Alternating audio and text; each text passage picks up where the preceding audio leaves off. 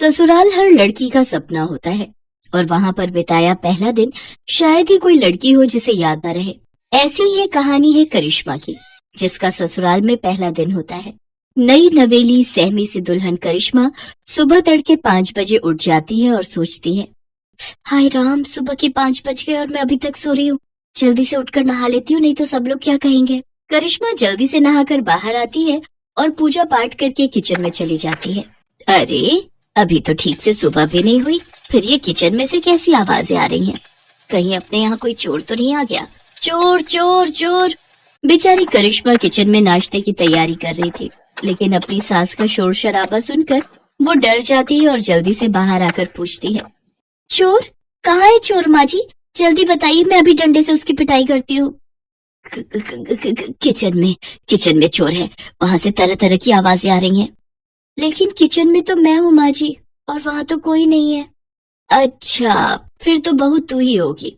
मैंने खटर पटर की आवाज सुनी तो मुझे लगा शादी वाले घर में कोई चोर चोरी के इरादे से घुस आया है। पर बहू, तू इतनी सुबह सुबह किचन में क्या कर रही है? जी, वो मैं नाश्ते की तैयारी कर रही थी। अरे, इतनी जल्दी? सारा दिन पड़ा है अभी, ये काम तो बाद में भी हो जाएगा। पहले तू जाकर आराम कर ले, शादी की तैयारियों में थक गई होगी। जा बेटा, आज तो पहला ही दिन है, जाकर आराम कर। हाय, कितनी अच्छी सास मिली है मुझे, जो आराम करने के लिए कह रही है। और एक मेरी माँ थी, जो सूरज निकला भी ना हो फिर भी, सूरज कब का निकल गया, आधा दिन हो गया, कब उठेगी कहकर जल्दी उठा देती थी। यहाँ तो सूरज निकलने के बाद भी सासू माँ कह रही है, सोचा सोचा।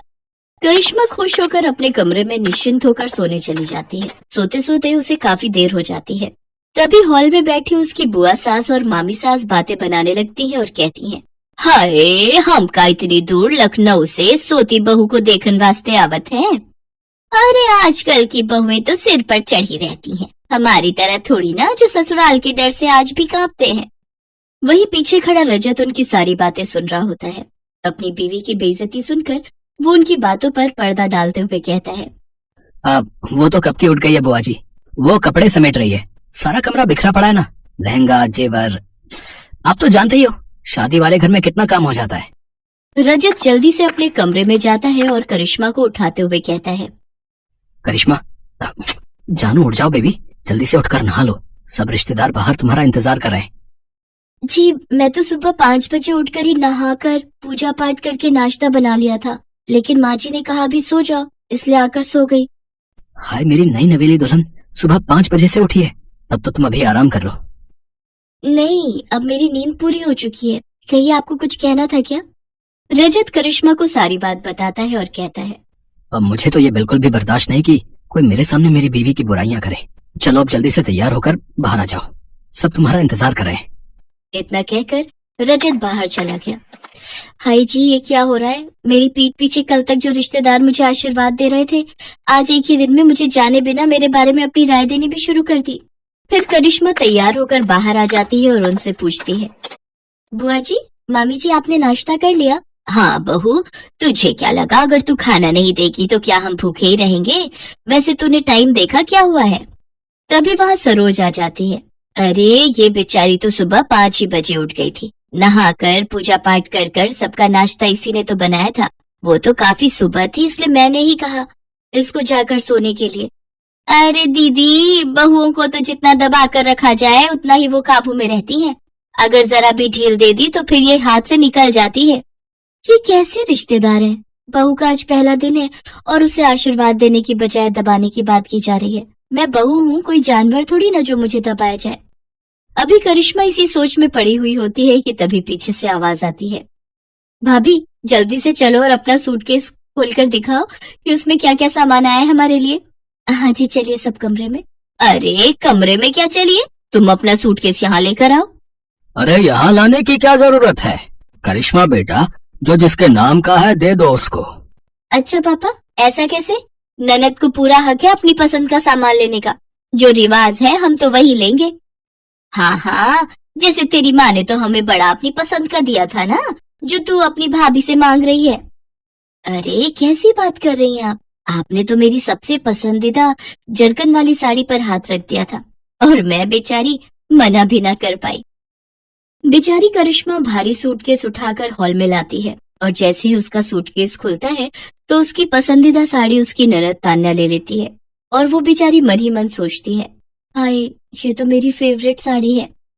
अच्छा, अब मेरे निकलने का वक्त हो रहा है, लेकिन सोच रही हूँ जाने से पहले एक बार नई बहू के हाथ का मीठा चख लूं।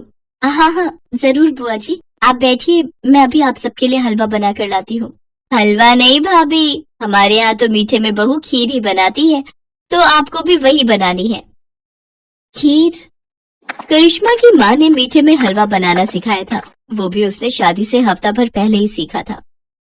हे भगवान, मैंने तो माँ से हफ्ता भर हलवा बनाने की ट्रेनिंग ली थी, लेकिन खीर कैसे बनाते हैं वो तो मुझे आता ही नहीं। एक काम करती हूँ, जो हलवे की रेसिपी है वही खीर के लिए इस्तेमाल करती हूँ।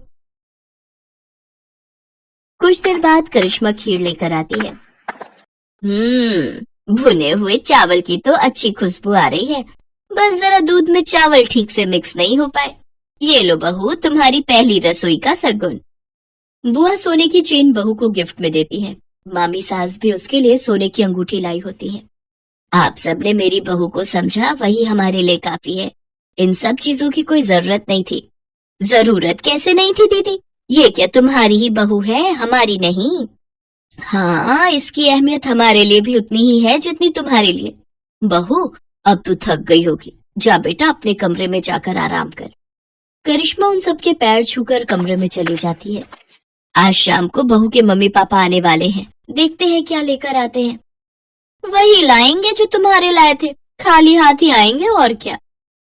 और जो शगुन से पहले ट्रक भर कर आया था उसका क्या, वो तो आपको याद नहीं। चलो अब तो मैं चली अपने घर। आप दोनों ननद भाभी शादी के 30 साल बाद भी लड़ती ही रहो। हाँ हाँ मैं भी चलती हूँ। इसके बाद वो वहाँ से चली जाती है। शाम को करिश्मा के माता पिता उसके ससुराल आते हैं।